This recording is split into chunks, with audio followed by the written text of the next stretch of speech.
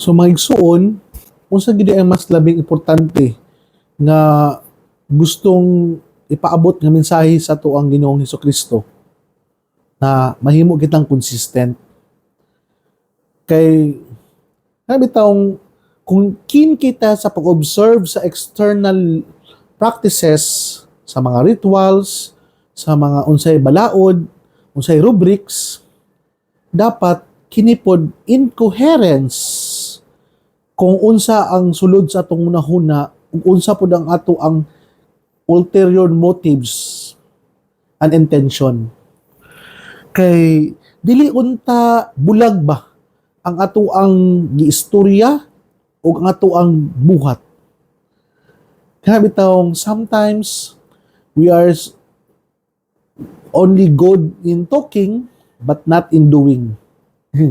May kita mustorya unsay dapat, may kita nga musangyaw sa maayong balita, pero usahay ang ato ang paghatag ug pagsangyaw sa maayong balita, murag ato arang giistoryahan ang uban. Wala na to gisangyawan o gistoryahan mismo ang ato ang kaugalingon.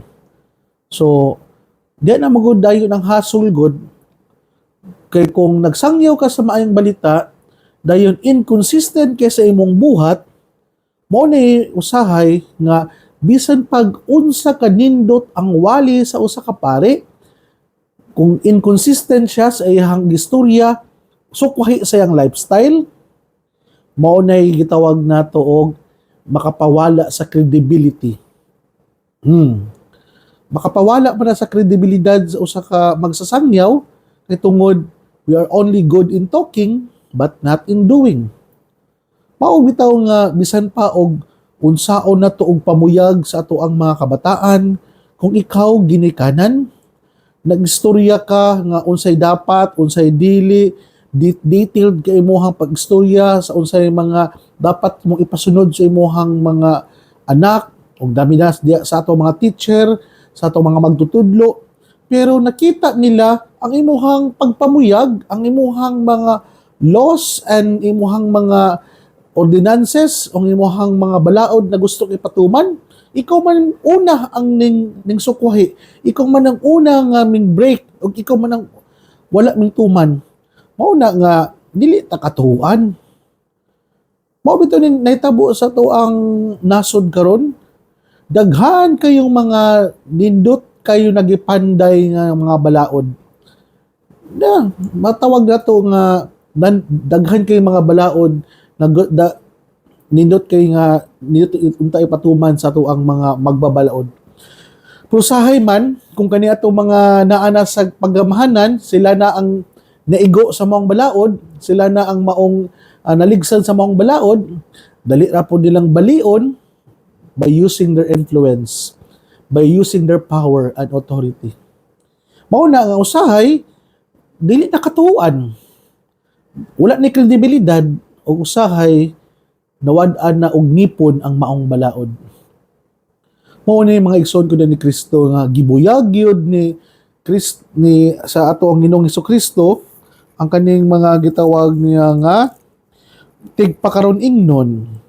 Kay ang mga taong tigpakaron ingnon nag-obserbar lang kung unsay makita sa gawas, unsay makita sa mata, pero hugaw di ay ang sulod sa ilang kasing-kasing ug hunahuna.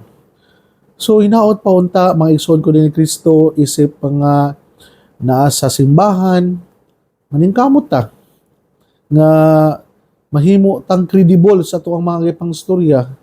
Lami na kami karon nga naghatag og mga daily reflection, naghatag og kanang mga pahinumdom sa tuang mga katawhan nga bisan asa man ninyo makit-an na kini ato ang mga gipang sangyaw diri sa pulpito sa kahanginan nga incoherence pod na sama na nakit-an na mo si dadto inana maningkamot pud mi usab sa pagbuhat kung unsay angay, kung unsa pod ang dapat sa mata sa Dios ug mata sa katauhan. Kay kung usahay bitaw nga nang dili ta maningkamot, usahay o hinunda noon nga maghatag noon tag iskandalo sa katauhan.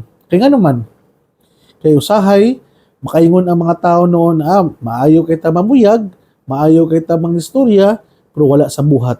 Busa isip mga naa sa simbahan, iampo po ninyo nga kani among mga gihatag ninyo nga pangaral, gihatag namo nga pagpahimangno, amo apo usab ning mapuy-an para mas maningkamot kami sa pagkabuhi nga balaan. Kay the other forms of holiness dili lang di ay diha sa pag-istorya og mga nindot, kundi ang the real essence of holiness makita diya sa kiladman sa tao. Na bisan pa man na wala nimo siya nakita totally na nagbuhat og mga natawag nato og kanang mga extraordinary activity, ang labaw ding importante ang pagkabalaan sa tao kung unsa ang tinuod nga sulod sa iyang kasing-kasing hunahuna. Kay pwede na akong ma-fake nga ako nagbuhat og mga maayo, nag-practice sa mga unsay dapat mga buhaton, pero ang pangutana ngano gibuhat man ako ni nga gipasidunggan nako akong kaugalingon. Mao na ang mga igsoon ko na ni Kristo nga hinaot pa unta nga ang pagbuhat og maayo ug ang tinuod nga sulod sa kasing-kasing dili siya opposing forces kundi subay kanang parallel. Kay kung lahi man gud usahay ang imong ginhuna ug imong buhat, usahay makita man na sa imong dagway. Mao na nga hinaot pa unta sa ato ang pagpaningkamot sa pagkabalaan aning kinabuhi nga bisan pa man nga kita na ay mga kalapasan, bisan pa man na kita nahimong hipokrito og tigpakaron ingnon usahay sa tuang mga buhat, kanunay natong timhan-an at the end of our journey, ang Diyos kanunay nga naglantaw kung giunsa na to pagpaningkamot sa pagkinabuhing balaan isip mga binunyagan. So akong pagtimbaya usab sa tuang mga kaigsuunan nga naminaw karon asaman mong dapita, continue to share, give your comments, ug hatag mo og stars. Isip, suporta nato sa ato ang DXDD nga mas mahatagan pa natong di kalidad nga pag-broadcast sa ato ang mga daily reflection. Ako, kauban sa ato ang mga pipila ka mga delegates gikan sa tibuok nasod nga ning tambong karon sa 5th convention sa Divine Mercy. Iampo nyo kami nga mas mahimo kining meaningful o mulahutay kami sa mong convention para sa pagbalik nato diha sa toang lokal nga simbahan sa Archdiocese, mas makapangalagad pa kita o mas himo pa kitang emphatic ngadto sa mga taong nangailangan sa tuang pagpangalagad. Mga igsuon, din nila ko kutob, ayaw kamog kalimot na ang pulong sa Dios ang gayod nga pamation, pamalandungan ug paningkamutan nga mapuy-an.